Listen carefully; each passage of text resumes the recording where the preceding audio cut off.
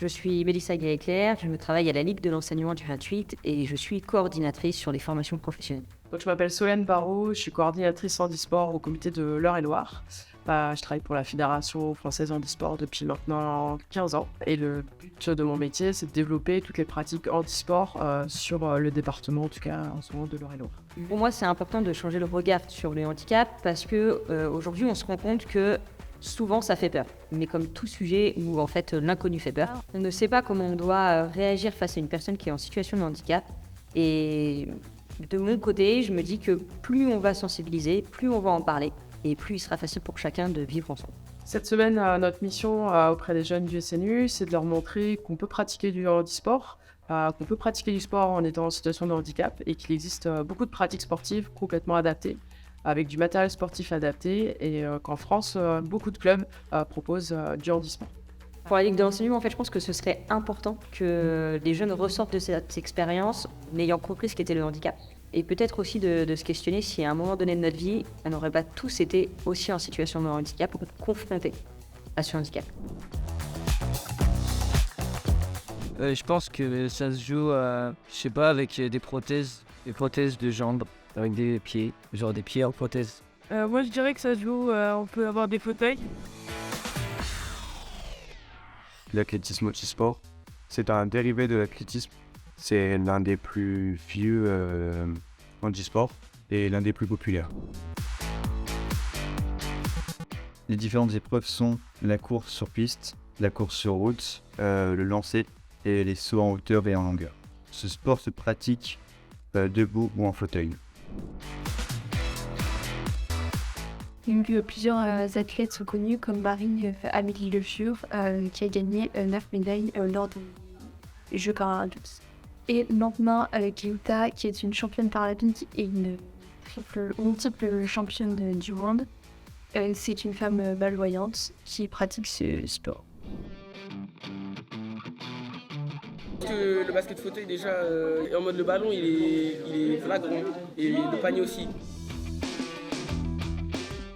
Alors le basket fauteuil, c'est un sport qui se pratique en salle, en 5 contre 5 et avec des paniers à hauteur normale. Le joueur qui est là-bas, il n'a pas le droit de faire plus de 2 poussées sans la lancer ni faire une passe. Et s'il fait une 3e poussée, c'est compté comme une faute, il peut être sanctionné. Le but du jeu, c'est de marquer le plus de points possible. Puis sinon, c'est les mêmes règles qu'au basket normal. Donc en basket fauteuil, on va utiliser des fauteuils roulants de compétition, donc qui vont être forcément aux normes de l'IWBF. Donc c'est la Fédération internationale du basketball de fauteuil roulant. On va avoir des pare-chocs avant et des roues isolées. La France a été championne paralympique en 84. En 90, elle a été championne du monde. Et en 2021, 5e au championnat d'Europe. La boxe, c'est pas une espèce de pétanque, mais pour les handicapés, genre, avec des adaptations et tout. Tu as fait de la boxe? La boxe, c'est un sport paralympique qui se joue de 2 manières différentes, soit à la main, soit à l'aide d'une rampe. Le principe vient de plusieurs sports différents, le curling, le bowling, la pétanque principalement. Ce sport se pratique assis ou en fauteuil roulant et se joue dans un gymnase. Le but est de se rapprocher le plus facilement du cochonnet que l'on appelle dans ce sport le jack. Il y a 6 balles par équipe, 6 balles bleues et 6 balles rouges. Le palmarès de la boxe français, c'est ils ont gagné la Coupe d'Europe et une participation aux Jeux paralympiques. Il y a Sonia Eken qui est la numéro 1 mondiale et il y a Samir van der Beeken qui a participé aux Jeux paralympiques. Ça doit être un truc latin ou un truc comme ça. Le cécifoot, c'est comme le football normal, sauf que c'est joué par des non-voyants, avec 4 non-voyants qui jouent au foot et un goal-voyant. Le ballon est donc sonore pour qu'il puisse se repérer dans l'espace. Et après, il y a différentes règles. Donc, le terrain est délimité par des barrières. Donc, il n'y a pas de ligne blanche. Pour le principe du penalty, il y aura quelqu'un de voyant qui tapera sur les rebords du but pour faire un effet sonore et permettre aux tireurs de délimiter où ils se situent sur le terrain. Donc en 2022, ils ont été champions d'Europe en jouant contre l'Allemagne, en gagnant au tir au but. Et ils ont été 8e aux Jeux de Tokyo. Je pense que le cyclisme, c'est plusieurs personnes avec un handicap et ils font du vélo. Moi, je pense que le cyclisme, c'est des vélos qui sont améliorés, que ce soit au niveau des jambes, etc. Ils vont avoir pédaler, quoi. Donc le cycliste en e-sport, c'est un sport pour les personnes qui ont des problèmes de jambes. Et donc c'est un sport qui est pratiqué avec le vélo. 3 types de vélos. On a le tandem et on a aussi le solo, le traditionnel qu'on peut trouver avec 2 roues et une personne dessus. Et après on a le handbike qui est un vélo ramassé où au lieu de pédaler avec les jambes, on va pédaler avec les bras. Tous ces vélos se font sur piste cycliste et après sur route. Voici. Les cyclistes français connus sont Alexandre Detet et Dorian Follon.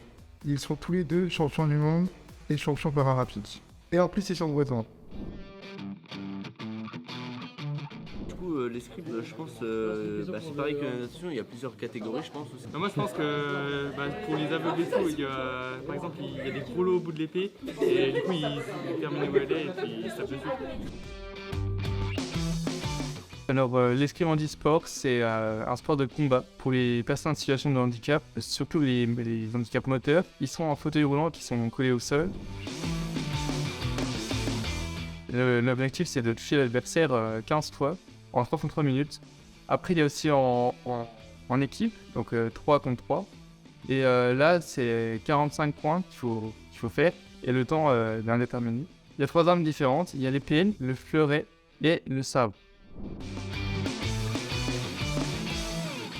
Au dernier Jeux paralympiques, il y a eu 2 médailles, une en individuel et une en collectif. Volleyball, pour moi, je pense que c'est une balle avec un but. Pour moi, le volleyball, c'est du handball. Alors, le goalball, c'est un jeu qui se joue par des non-voyants ou des malvoyants. C'est un sport 3 contre 3. Du coup, le but, c'est de marquer le plus de buts avec un but de 9 mètres. Les attaquants, ils font rouler la balle. Et les défenseurs, eux, ils doivent la défendre et l'intercepter avec tout le corps. Le goalball, ça se joue dans un gymnase. La balle, elle a des chronos que les non-voyants puissent entendre la balle. Concernant le goalball, il y a une équipe FMO qui est classée 12e mondial, qui est plutôt... Pour tirer, je pense que moi on peut pas, mais après c'est pour soulever, on a une sangle attachée à la barre ou à l'haltère. Je pense qu'ils ne peuvent pas dépasser un certain poids parce qu'après c'est impossible. L'haltérophilie, c'est un sport qui consiste à soulever le poids le plus lourd. Et le seul mouvement utilisé aujourd'hui en sport, c'est le développé couché, qui est une des 3 pratiques de la force athlétique. Alors du coup, ils s'avancent sur un banc et ils doivent soulever une barre. Ensuite, ils font un temps d'arrêt sur la poitrine. Ils la relèvent, ils bloquent le coude. Et une fois que le coach dit un mot, ils peuvent reposer la barre. Et ils ont 3 essais et un 4e si ils veulent essayer de faire un record mondial. Donc le champion en titre, c'est Axel Bourlon, qui a 13 titres de champion de France et avec un record de 165 kg soulevant un développé couché. Il est atteint de la maladie d'achondroplasie. C'est ce qui fait son handicap. Moi je pense que ils nagent comme ils peuvent, quoi. Ils se débrouillent. Ils nagent comme des nageurs comme ils peuvent. La natation d'e-sport, c'est un sport qui se passe dans la piscine. Dans une des courses, il y a 10 catégories de handicap moteur et 4 déficiences sensorielles. Les différentes nages en natation handisport, c'est le crawl, la brasse, le dos et le papillon. Les deux nageurs qui se distinguent sont Laurent Chardard, qui est champion du monde. Et Alex Portal, qui est médaillé bronze aux 400 mètres paralympiques, et il est champion du monde. Le rugby, je dirais que ça se joue en fauteuil roulant et que ils doivent se débrouiller pour un peu aller chercher la balle et jouer en équipe. Et du coup, je pense pas qu'ils peuvent tirer au pied pour aller au-dessus de la barre en fait des deux poteaux. Alors oui, le rugby fauteuil, c'est un dérivé du rugby. Elle joue, c'est deux équipes de 4 qui jouent.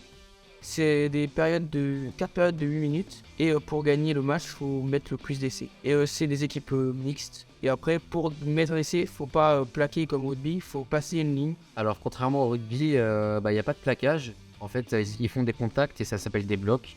Et ils n'hésitent quand même pas à vraiment mettre le contact et se bloquer avec leur fauteuil roulant en fait. Alors du coup le rugby fauteuil ça se joue dans des fauteuils avec un ballon de volley et c'est sur un terrain de basket en intérieur.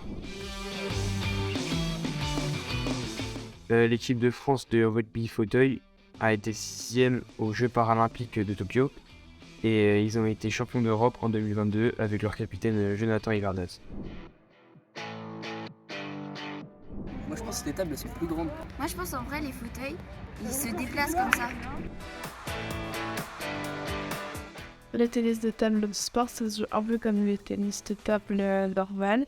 Il y a des personnes qui le jouent debout et d'autres en fauteuil roulant. Les raquettes elles peuvent être adaptées selon le handicap. Il y a 10 catégories, 5 pour les personnes qui jouent debout et 5 autres pour les personnes qui jouent en fauteuil roulant.